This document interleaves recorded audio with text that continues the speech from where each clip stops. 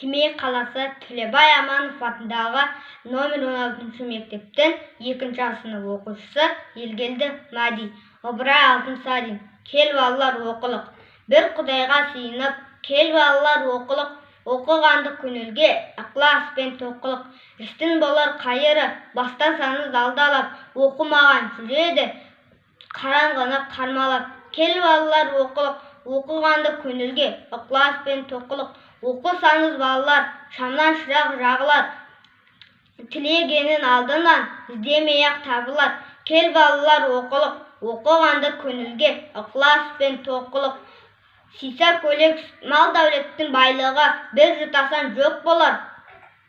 Оқымыстың байлығы күннен күнге көп болар.